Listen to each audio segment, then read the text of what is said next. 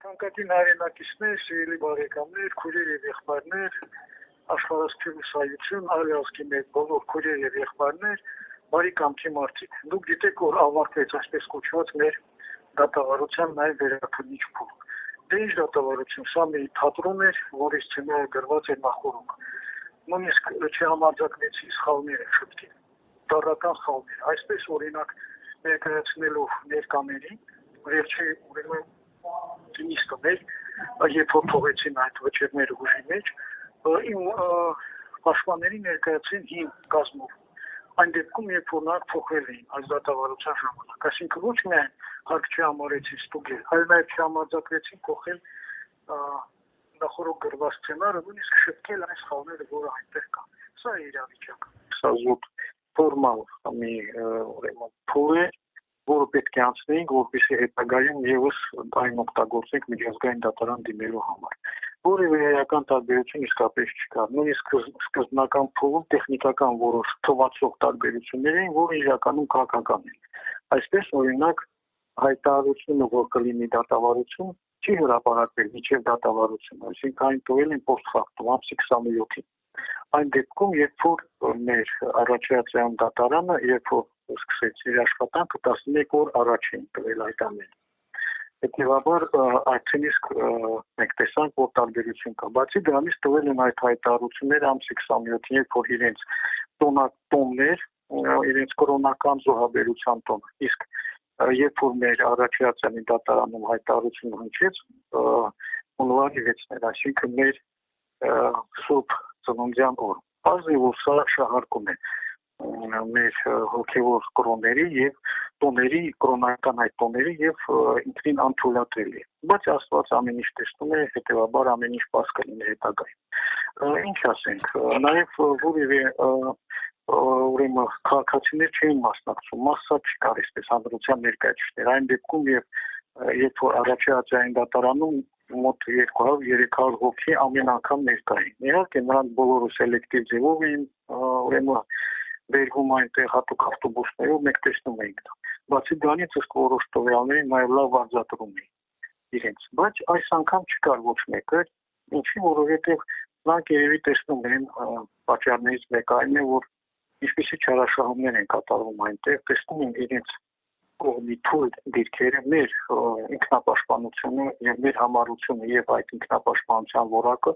եւ բնական այս ամենը ներթափանցում է նաեւ իրենց հասարակություն ուզած չուզած հետեւաբար արգելել են այդ մարդկանց մասնակցությունը։ Այն շատ հետաքրքիր է, որ այնպիսի գաղափարներ են շրջանառության մեջ դրում, որ անհնարին է ուղղակի դա պատկերացնել։ Օրինակ, որ մեկի կողմից կատարված հանցագործությունը ավտոմատ բոլորի վրա է, ուրեմն բոլորին է վերագրվում, կամ որ պետք է սուտ ասել, սուտը օրինական է, կամ այնպիսի գաղափարներ, որ կրկնում եմ միջազգային հանրության պատմության մեջ ընդհանրապես անհնարին է պատկերացնել։ Օրինակ ինձ ավելացրել են 2 ցմահ հոդվածներ, որը չկար երբևիցե որևէ անգամ չէր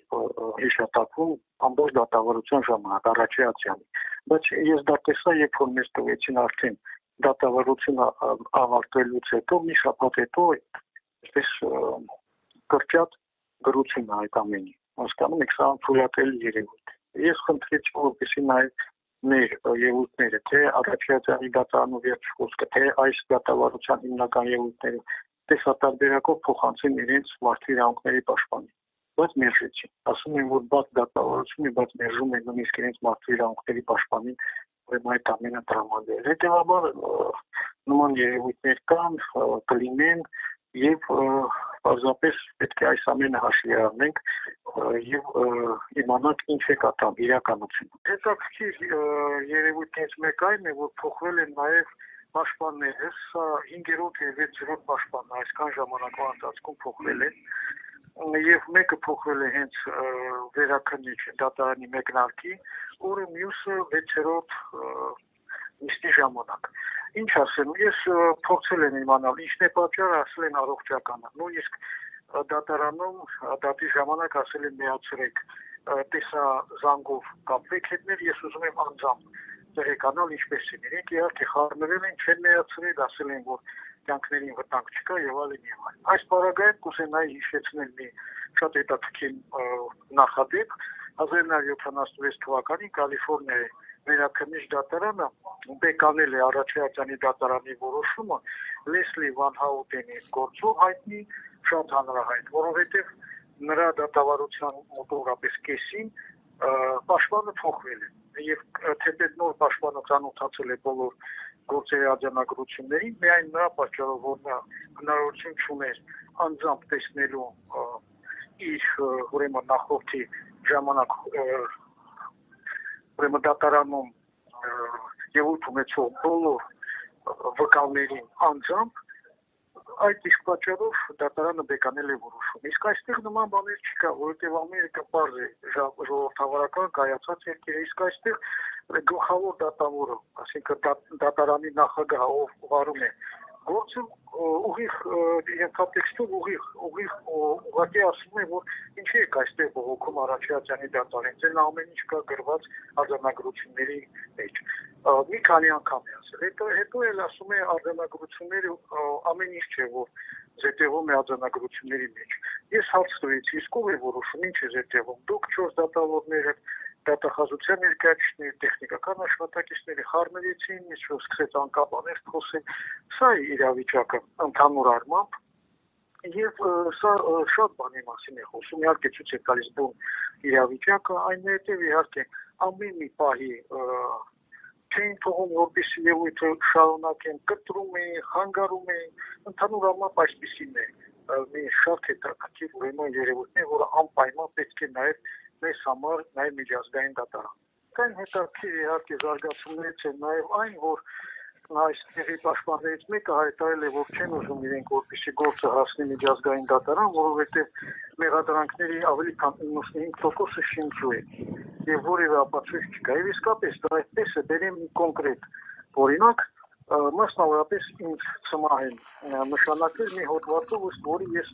փորձում էի տապալել այստեղ իշխանությունը, որի կերպով սաղցել իշխանությունը այս երկրում, սահմանադրություն տապալել եւ այլն։ Հիմա ես հարց եմ տվել այդ քննարկումների ժամանակ, արդյոք կա որևէ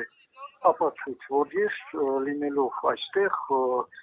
մասնակցել եմ ձեր իշխանության համար պայքար։ Եթե այդպես է, ուրեմն պիտի ամբողջ ձեր երկրով մեկ ինձ ունենայի համախոհներ, ինչ-որ կազմակերպության